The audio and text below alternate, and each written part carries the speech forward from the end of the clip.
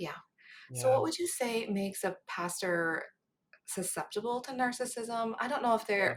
there's more narcissism in pastors or not, but I Yeah. think you talk about in the book that there's some things that are set up in our church systems, especially in the evangelical churches in the United States, that Yeah. attract that narcissistic personality or somebody that has Yeah. narcissistic traits.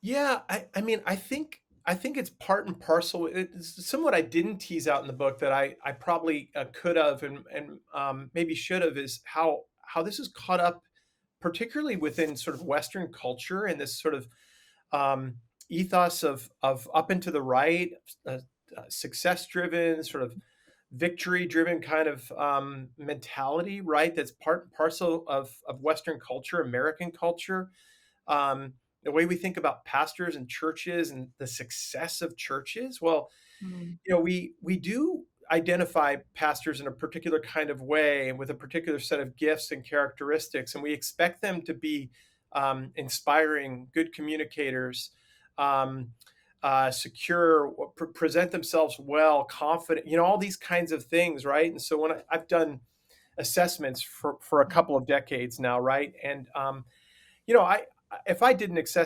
assessment of a mailman, let's say a plumber, a librarian, and a church planner, I'm probably gonna get some different tendencies. And as I've done assessments, by and large, the vast majority of pastors are on the histrionic spectrum, the narcissistic spectrum, the turbulent spectrum. I use a test called the Milan Clinical Multi-Axial Inventory that puts people on a personality disorder spectrum. Some of them spike all the way up to disordered relating, right? Not all of them, but generally they're on one of those three spectrums, right? Or even obsessive compulsive spectrum. And um, then the that's not a surprise to me anymore. The question is, are you aware?